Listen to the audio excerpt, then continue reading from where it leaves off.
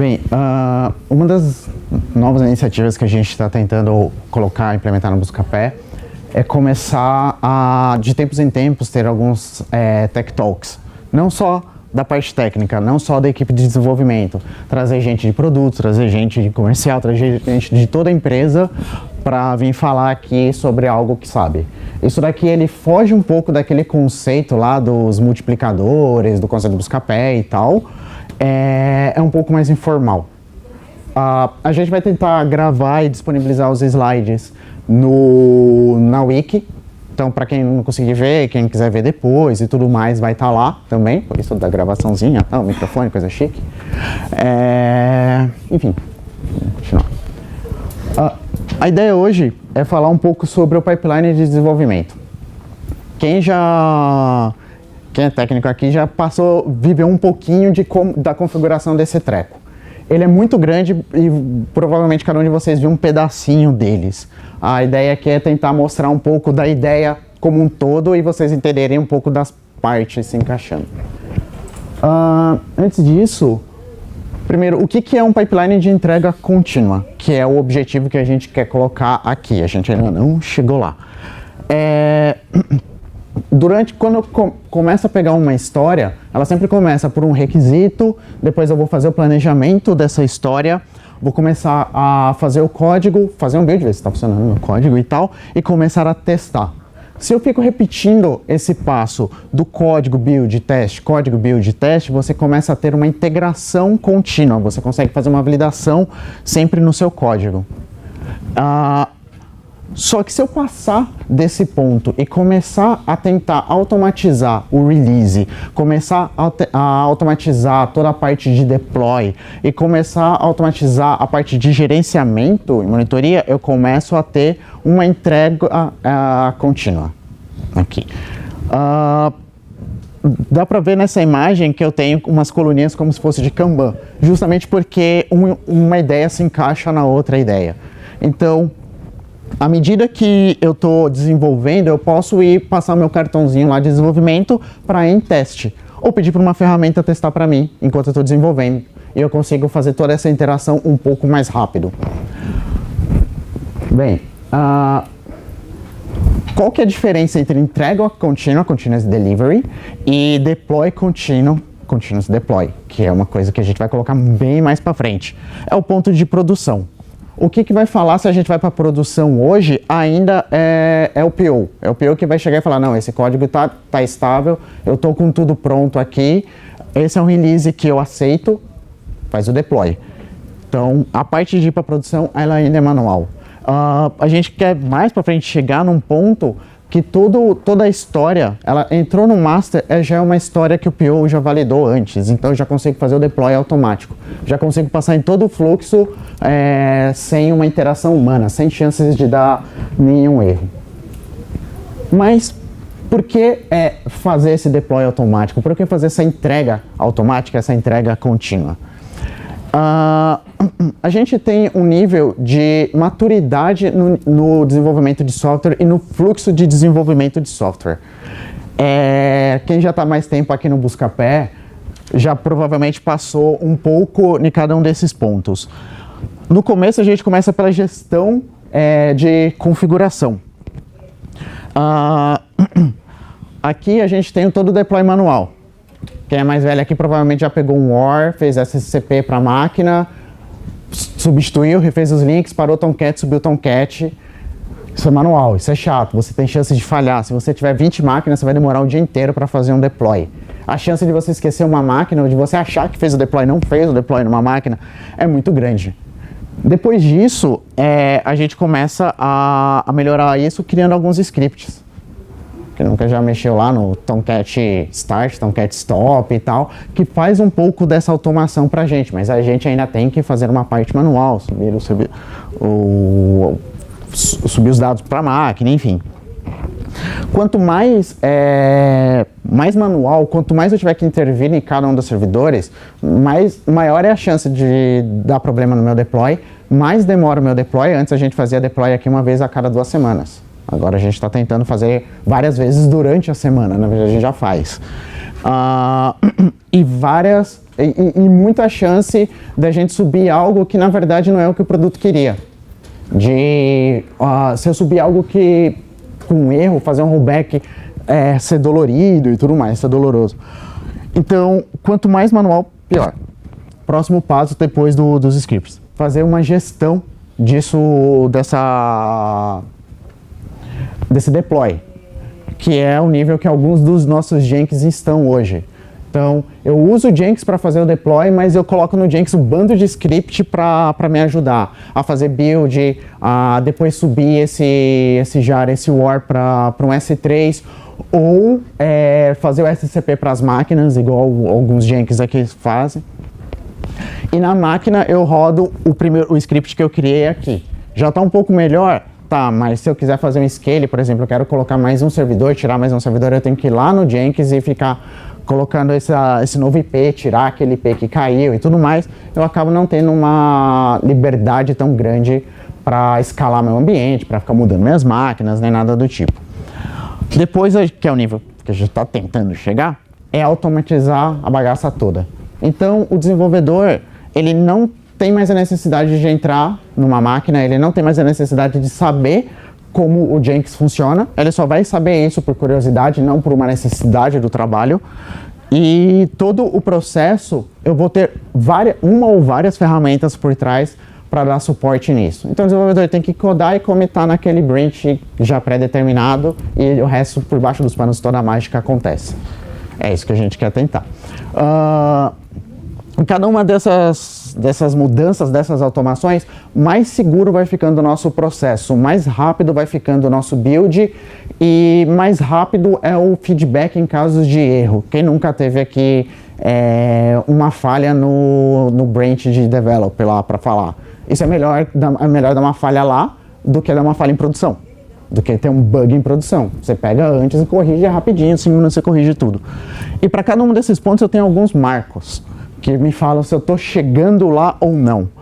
O primeiro eu vou fazer todo o meu desenvolvimento orientado ao build, aquela chatice de pegar, fazer o build no Eclipse e tudo mais, e jogar lá. Depois o meu foco vai ser no deploy. Porra, como que eu melhoro esse meu deploy? Como que eu não entro de máquina em máquina nesse negócio? Como eu não tenho que configurar cada uma das minhas máquinas? Depois eu vou fazer validações e assets de configuração. Pô, será que minha máquina está certinha? Ela está com a quantidade de memória certa e tudo mais? Eu consigo ficar modificando isso?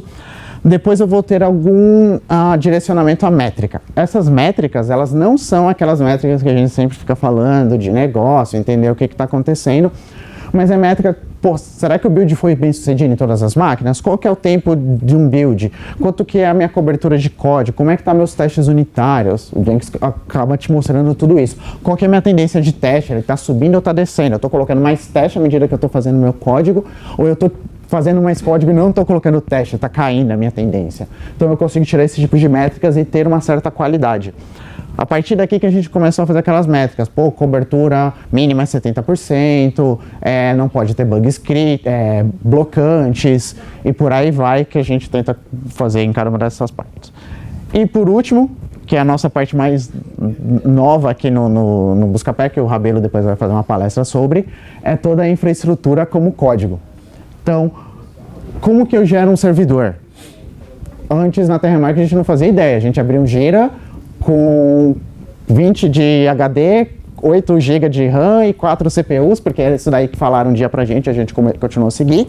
Agora não, eu tenho um script, eu tenho um versionamento de cada um dos meus servidores, eu sei realmente o que está configurado lá através de um código. Então eu consigo testar, eu consigo fazer um peer review, eu consigo validar se aquilo está certo, se aquela ideia funciona mesmo, se aquele servidor funciona, e se eu tiver modificações, eu consigo voltar ao estado normal ou atualizar toda a minha infra sem maiores problemas.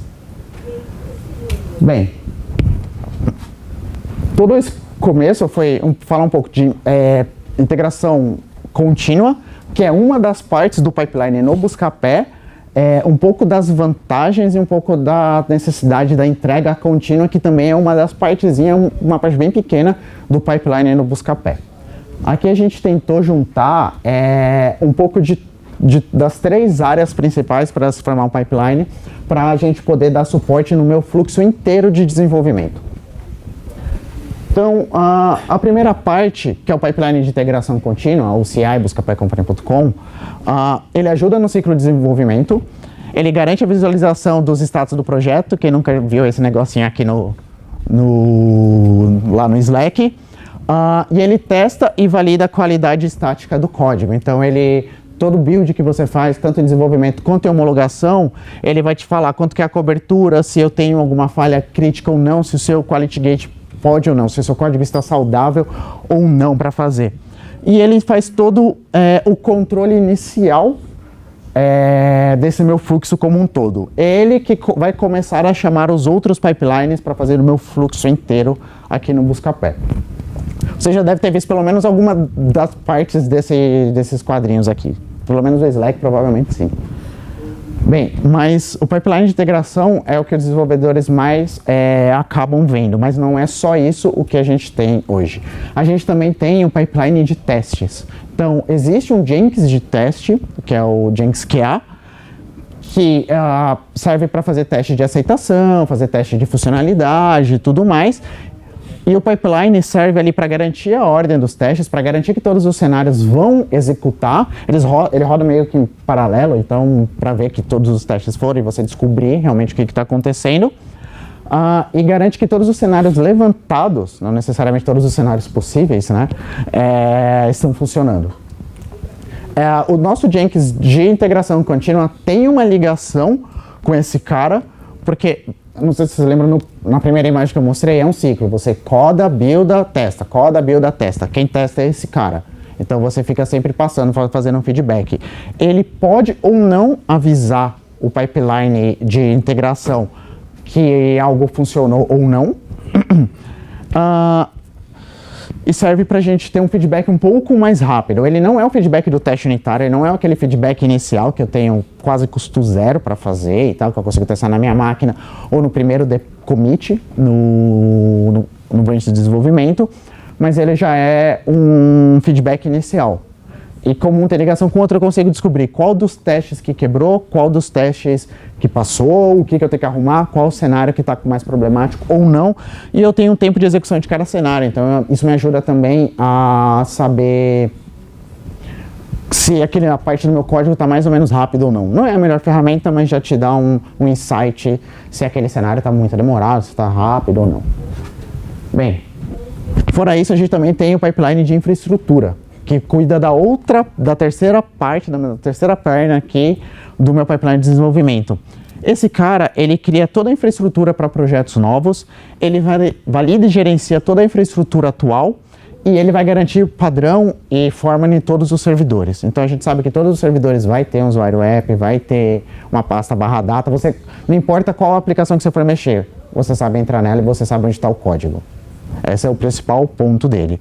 Então, ele cria toda a infra, planeja, vai mudar, vai fazer o deploy. E se você for ver, agora o deploy está muito mais rápido. Antes a gente demorava algumas semanas para conseguir um servidor. Agora, a partir do momento que chega para você desenvolver e o código está pronto já, se for um servidor novo, tal, aí você precisa pensar no código um pouco mais complicado. Mas se for um servidor que é só um padrão, os caras fazem muito rápido e você rodar isso daqui em 5 minutos, você já tem servidores no ar. Demora mais, na verdade, a Amazon do que o nosso pipeline. Bem, o pipeline de desenvolvimento nosso, então, ele é baseado no CI, que é toda a parte nossa de desenvolvimento. Ele é baseado no pipeline da infra, que faz a geração de servidores, e é baseado nos testes, que faz a validação daqueles desenvolvedores. Esses 3 quadros lembram muito uma coisinha que está meio na moda ultimamente, que é o DevOps. E essa era a ideia do pipeline de desenvolvimento, implantar um ambiente de DevOps aqui. Então a gente tem 3 Jenkins, eles funcionam em conjunto, um conversa com o outro para a gente conseguir ter um ambiente de DevOps aqui dentro e acelerar todo o processo e garantir que todo o processo fique extremamente claro aqui. Mas beleza, tudo isso é teoria, tal, como que isso funciona no final da história? Como que todo o ambiente funciona? Como que é o passo a passo de tudo isso? A primeira parte Tudo começa a partir de um Git Flow.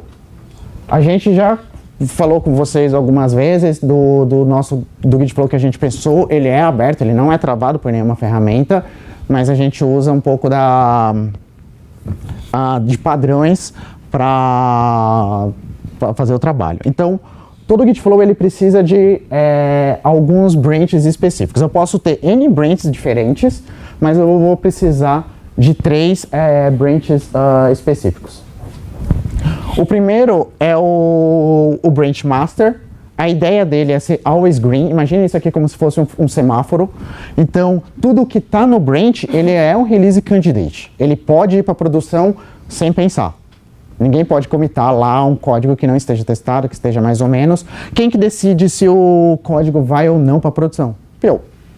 Ele que vai falar, pô, eu quero que esse código vá, aquele ainda não vai porque não tem todas as funcionalidades que é útil para mim.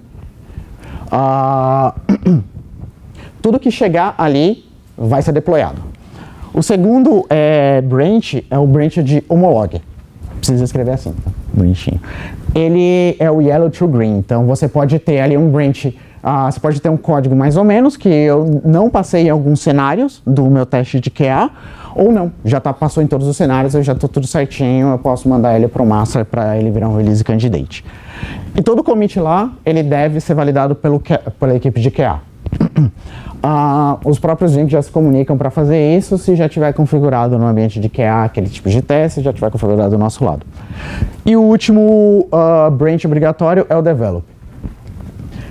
Ele pode ser ready to yellow, então aqui eu posso ter código completamente quebrado ou um código estável e pronto para QA poder começar a validar. Esse cara, ele é um branch de junção. Então, você está fazendo sua tarefa num branch com seu nome ou outra pessoa está fazendo a tarefa num branch com o nome dela. Vocês precisam juntar isso para ver se os dois códigos ali funcionam. É através desse branch que vocês vão fazer essa junção e fazer essa validação de código. Todo o commit nesse branch, ele vai ser validado, na verdade, com os testes unitários que vocês colocaram e com a análise estática do SonarQube. Uma das análises estáticas que o SonarQube mais tem e que, na minha opinião, é a mais importante é a taxa de cobertura em código novo.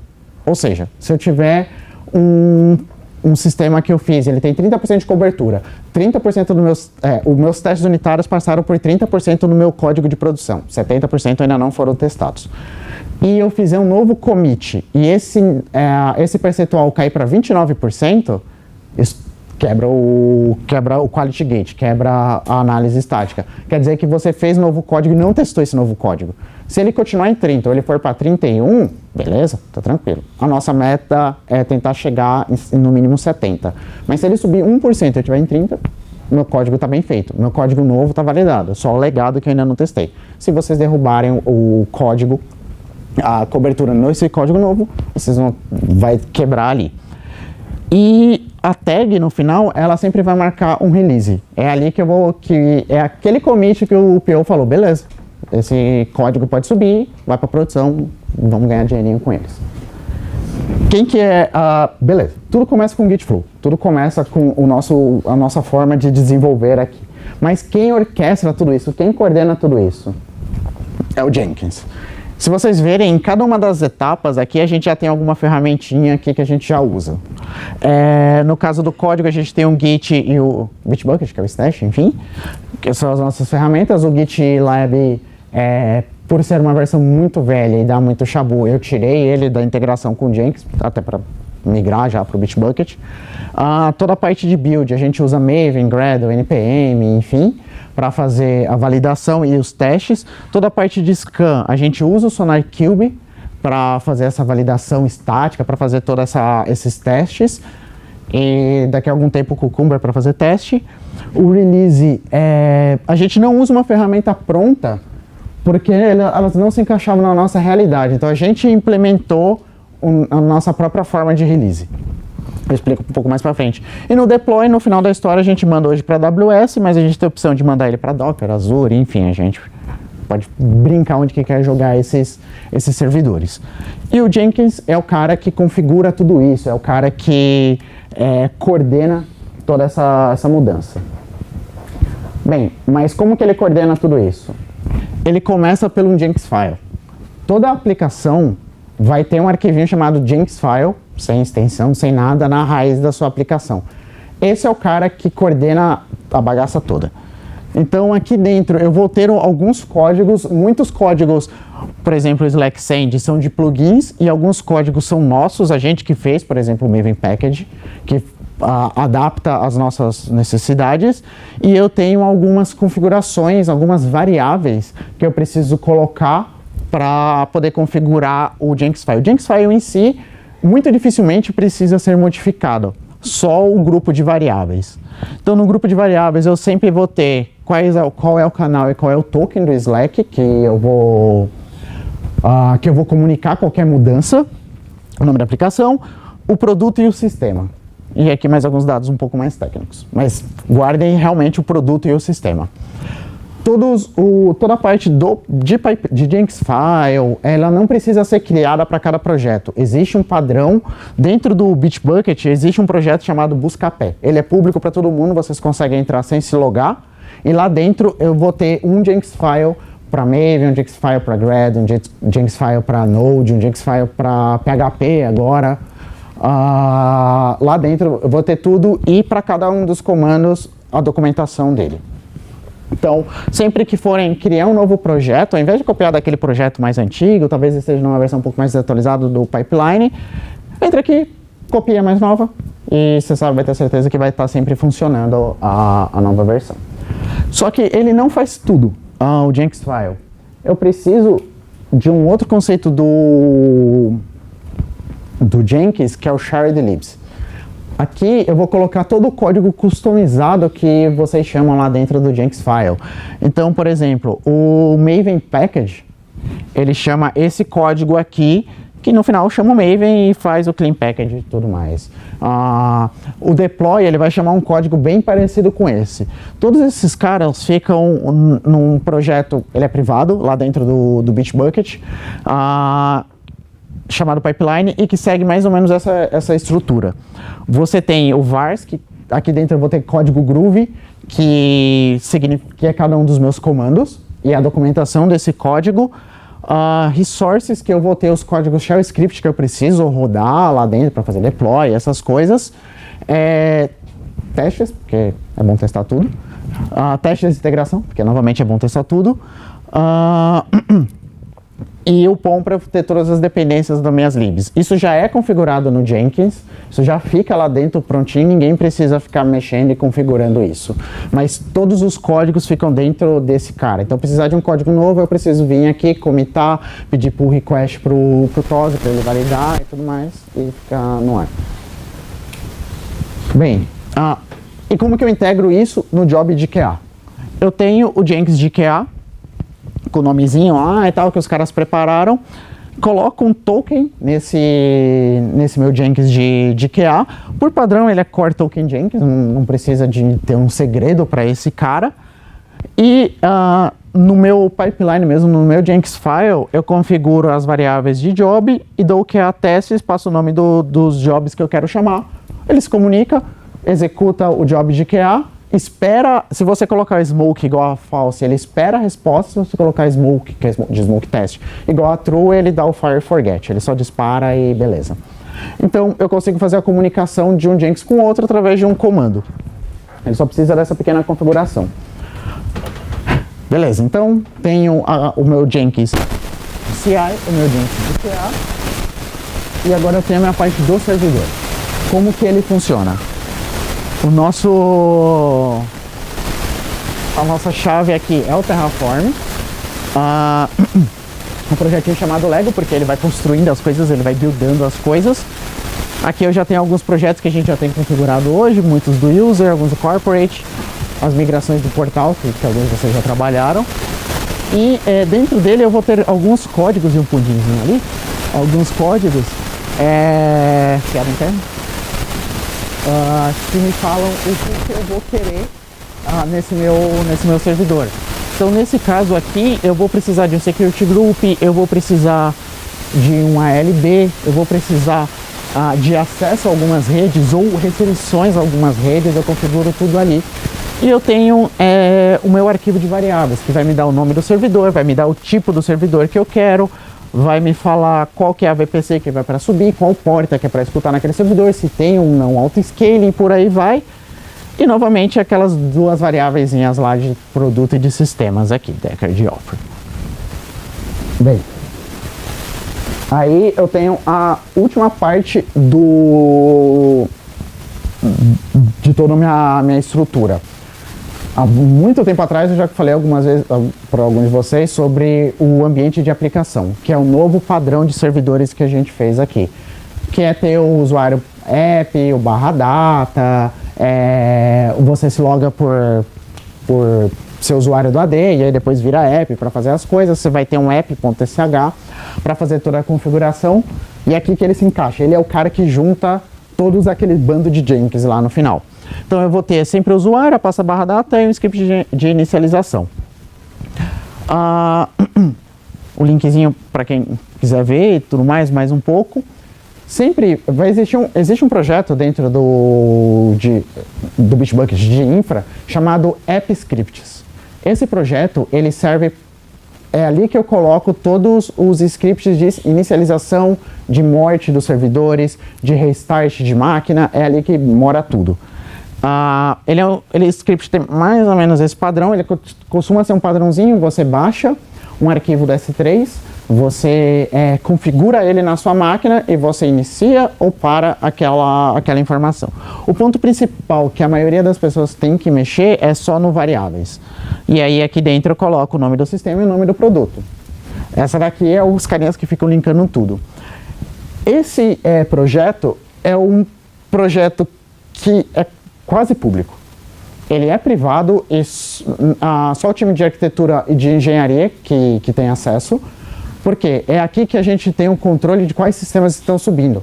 Por acaso alguém faz algum sistema e, putz, a gente não sabia, a gente precisa mapear lá no nosso mapa de serviços, a gente precisa validar que esse sistema ele tem que ser monitorado, você vai precisar desse arquivo para ele subir, senão ele não sobe.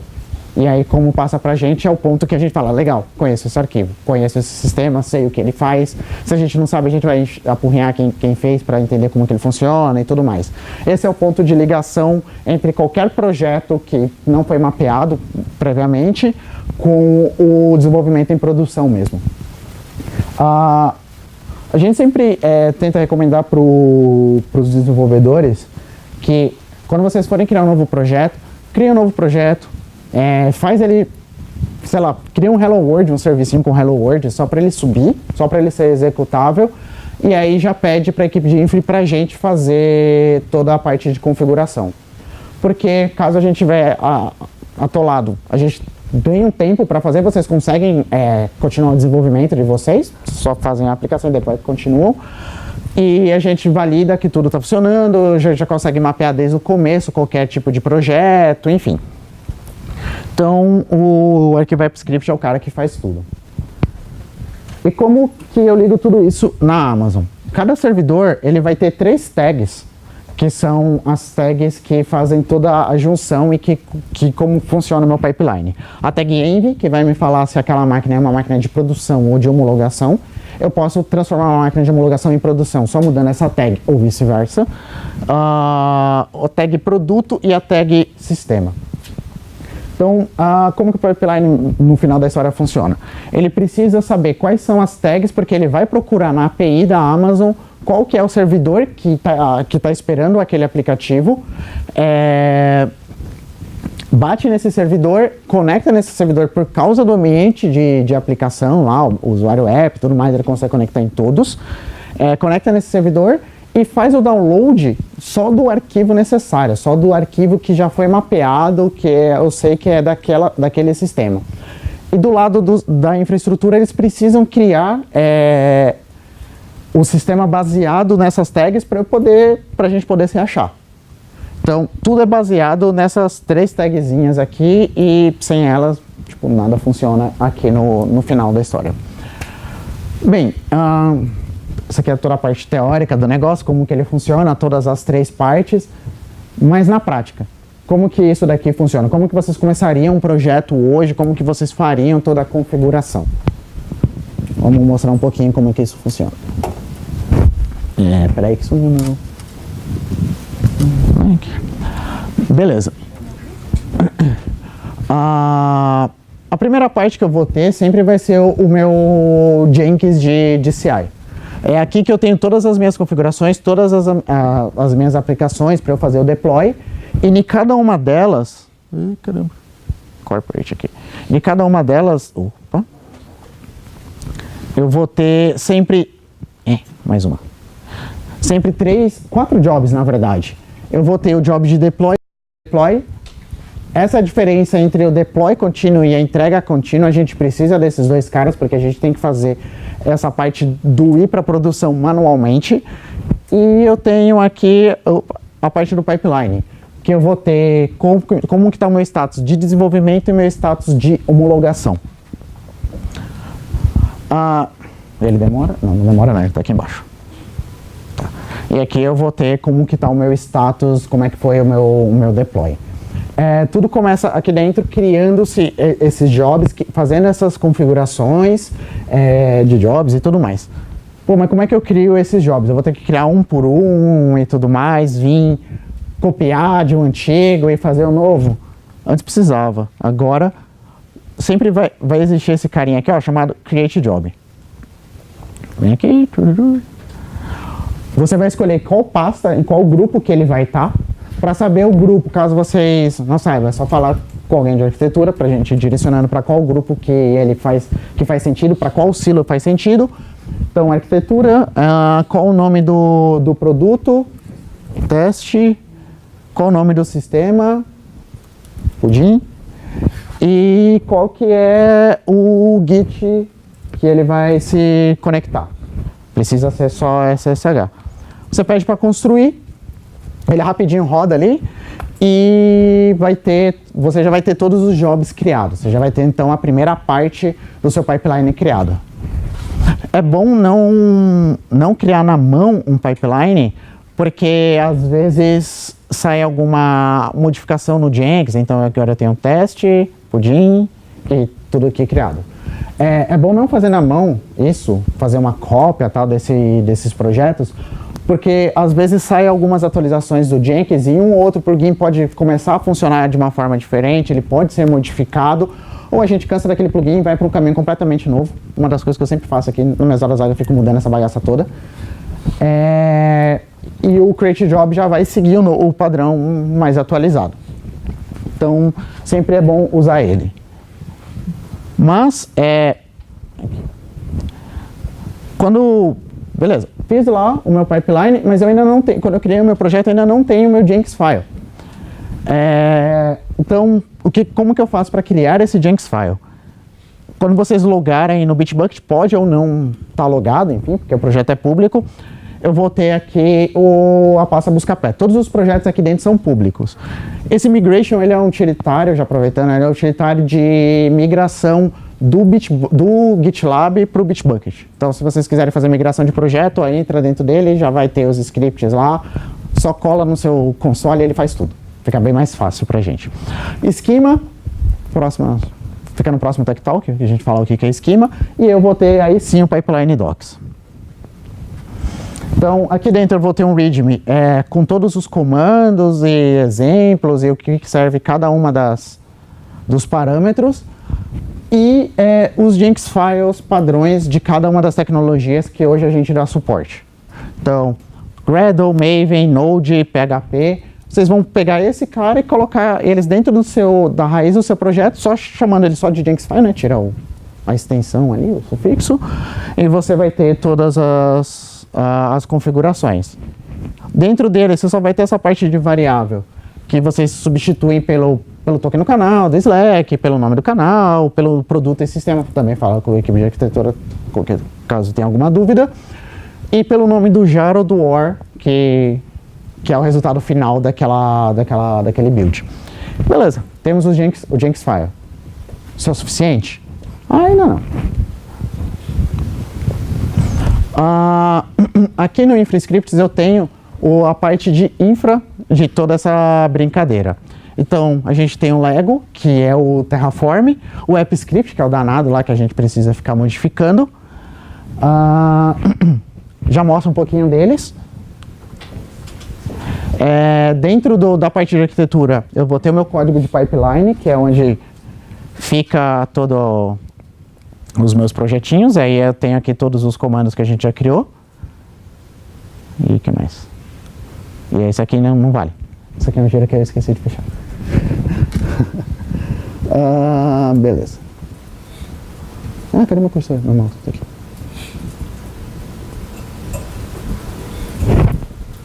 Ué? Perdi o mouse, calma.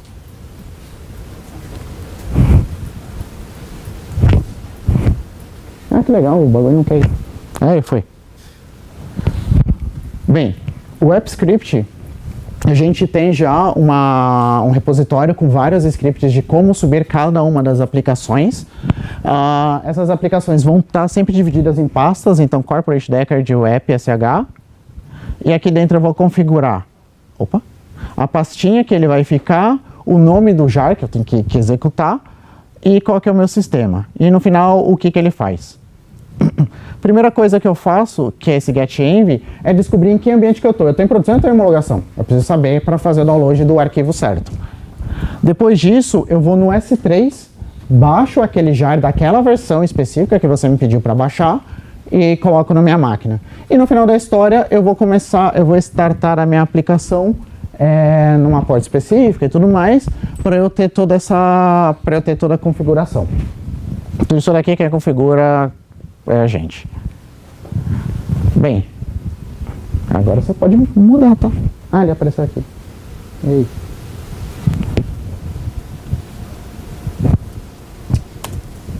Peraí. System. Vou colocar um monitor só que fica mais fácil para todo mundo. Aqui. Beleza. Eita. Gente.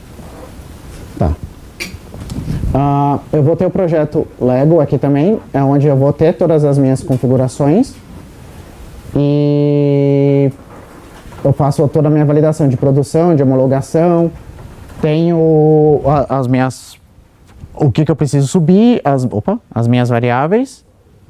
Quem faz isso daqui é a equipe de infra, eles já tomam conta. E o user data, que é o que eu vou executar quando a aplicação sobe. E aqui eu aponto por aquele app SH que eu configurei lá no outro projeto. Então, se por acaso eu mudar ele também, é só eu pedir uma nova máquina que eu tenho a minha atualização de sistemas. E no caso da minha aplicação, para quem ainda nunca viu, eu sempre vou ter um Jenks file na raiz dela, com as configurações dela e todas as minhas dependências. Enfim, ligo o meu código, um código de infra para fazer aquilo e um script de inicialização. Quais são os próximos passos para todo esse ambiente de desenvolvimento aqui dentro do Buscapé? Melhorar um pouco os testes de QA, trocar a tecnologia, usar Cucumber e tudo mais, para ele ficar cada vez mais rápido e muito mais simples de ser feito e deixar a unificação também um pouco mais simples. Fazer teste na infra, então o Terraform está lá criando o servidor, mas quem disse que ele está criando o servidor da forma correta? Vamos começar a testar isso também. Fazer gestão de custo, será que a gente está subindo com a máquina certa? Será que está muito cara na infra? Será que não está? Como que eu vou fazer toda essa gestão?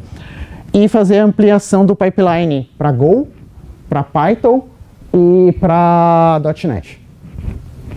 Mentira, .NET não, porque é tosco. Bem. Era isso que eu queria falar para vocês, mostrar um pouco para vocês de como que está o pipeline de desenvolvimento. Ele ainda está em desenvolvimento, trocadilho, inútil. A gente vai tentar melhorar cada vez mais esse cara aqui, nas horas vagas a gente tenta sempre dar uma mexida em cada um desses pontos. E a meta é sempre chegar lá no deploy contínuo, é a gente colocar um código no master e ele está em produção. Simples assim.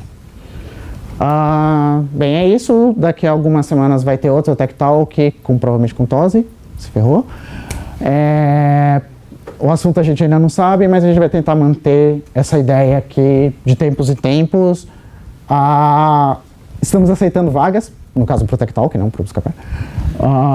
Buscapé também. Pro Buscapé também, tá todo mundo aqui já no Buscapé. Enfim, a gente está aceitando vagas pro Tech Talk, só mandar pra gente, pro César também, o idealizador dessa bagaça toda.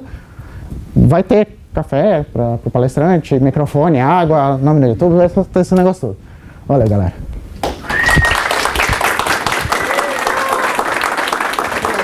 Rollback, tipo, aquelas tags são geradas automaticamente? As tags... De release? Não, você sempre vai... No esquema de pré-deploy, uma das coisas que a gente ainda não conseguiu automatizar, mas que quer automatizar, é a geração de tag automática. Então, eu tentar descobrir qual é o nome dela, mas a gente ainda precisa pensar então num padrão um pouco melhor de nome para tag para eu poder conseguir chegar nessa definição. Então, você cria a tag e vai deployar ela. Como que é feito um rollback? Você vai fazer o deploy da tag antiga. Sim, aí tipo, se o nome das tags for automatizado, você pode ter só um Jenkins de rollback que automaticamente pega a última tag e faz deploy. Sim, sim. Mas essa é a minha pergunta, se isso está em... se existe esse fluxo. A parte do... Para eu ter um Jenkins automatizado nessa parte, vou mostrar para vocês, a gente precisa chegar no deploy contínuo. E aí a gente tem algumas restrições de processo, mas não tão técnicas. Como que a gente abre uma Gmood se ele for automático? Como que a gente valida que todo mundo viu essa Gmood se ele for automático? Como que eu tenho uma aprovação e o feedback dessa Gmood? Tipo, abrir a Gmood, mas eu vou poder fazer o deploy já? Não, e se o PO não aprovou essa bagaça? Como que fica todos esses pontos para fazer toda essa gestão? Então, aqui você coloca, no caso, o nome da tag. Então, para chegar nesse ponto do rollback automático, eu preciso primeiro entender como que a gente vai criar o deploy automático. Até então, um rollback mesmo... Ai, caralho, entra. Um rollback mesmo, você vem aqui no deploy e vai pedir o... Ixi, eu acho que só tem uma tag. Ele pede a tag. Ele vai perguntar qual que é a tag, que... Vamos rede. A rede não tá ajudando, tá? Ele vai pedir qual que é a tag... Desistiu, Ele vai pedir qual que é a tag, você vai escolher qual que é a tag que você quer e ele vai... trouxe, finalmente. Você vai falar qual que é a tag que você quer e você vai fazer o deploy em todos os ambientes ali. Antes de fazer um rollback automático e uma nomenclatura de tag, eu acho que é muito mais válido para a gente pensar no Blue-Green Deployment, para agilizar todo o deploy. Essa feature de você visualizar uma listinha e escolher a última tag já está... Isso aqui já ajuda. Não precisaria de Gmood, né? Tipo, você dá um rollback, já está implícito na Gmood a possibilidade do rollback, né? Você inclusive tem que declarar lá quando fazendo... Aí é com o Fulvio. Ele que é o gestor dessas paradas. Eu acho que a parte de questão de vigilância muda bastante quando a gente tem contínuos.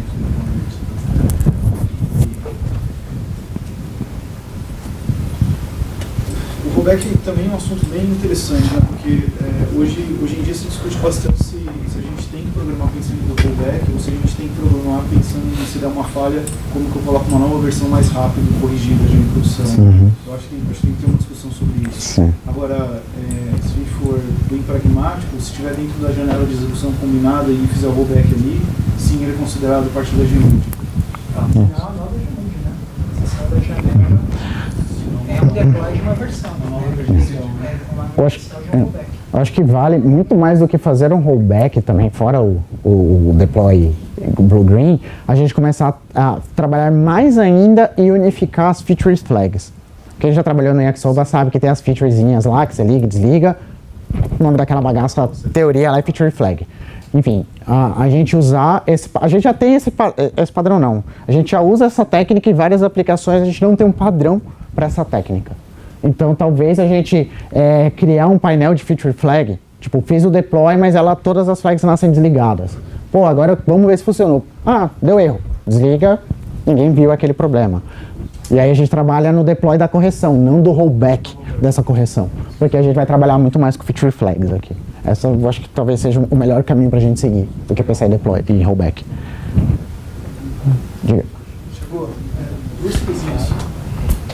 lembrando que a gente queria colocar no pipeline alguma coisa de segurança de informação também, tá? Saber das vulnerabilidades, análise estática. Uhum. É um assunto ainda super embrionário, né? A gente nem discutiu, mas é uma vontade, acho que é legal todo mundo saber. Sim, verdade. Então, em algum dos pontos, talvez na branch de homologação, quando o código já está um pouco mais maduro, vale também a gente validar se o nosso código é seguro. Se a gente não tem ali um headerzinho que vai falar qual que é a minha aplicação, e aí eu vou ter um ataque, que eu tenho uma porta aberta sem querer, e por aí vai. Ainda mais agora que a gente está trabalhando com containers de servidores, né, embedados. A gente trabalha com Express junto do Node, a gente trabalha com Tomcat junto do Java, tá tudo ali na mesma aplicação. Será que nenhuma dessas coisas tem algum problema? Então realmente vale a gente trabalhar com análise desse tipo de segurança. SQL injection, script injection, PHP injection e whatever. Tem um header injection agora, o negócio é louco. Se você faz um header com 53 bilhões de enters, pode tudo. Uma da hora. E outra coisa, são duas coisas, né? A segunda, eu acho que vale para as próximas, cara, a gente colocar pessoas de negócio também aqui, né? Nessas salas. Sim, não só expandir o convite, né? Os caras para eles entenderem também um pouquinho de... Aqui é uma empresa de tecnologia, as pessoas têm que saber como funciona o desenvolvimento do software, né? E tudo que está em torno disso. Eu estava até brincando outro dia, acho que foi redondo. Eu trabalhei há anos atrás numa indústria que fazia moinho de farinha. Cara, o presidente sabe exatamente qual o processo que a indústria tem, quais são as máquinas que existem, os controles de qualidade que existem. E aqui é uma empresa de software onde me parece que grande parte da empresa não sabe o que é desenvolvimento de software. O cara não sabe a importância de teste, ele não sabe a importância de deploy automatizado, ele não sabe a importância de ter um pipeline ajustado, e isso já impacta no negócio. Acho que a gente tem que começar a colocar pessoas de negócio nessa sala também. Sim. Fazer os treinamentos próprios para eles também, né? Porque, por exemplo... Tira a parte de código daqui e só fala a parte conceitual. Quando for chamar, tem que fazer algo que eles entendam, né? Não, pode colocar a parte de código, para ver que é difícil também. A gente roda esse negócio aqui, ó. Viu como é difícil escrever? Tem que indentar, deixar colorido, é foda escrever. Os caras acham que é a receita da Ofélia, né, cara? Só duas xícaras de chá de Receita da Ofélia. Palmeirinha. Bem, alguma pergunta? Não, isso aí, né? Olha. Legal, ok.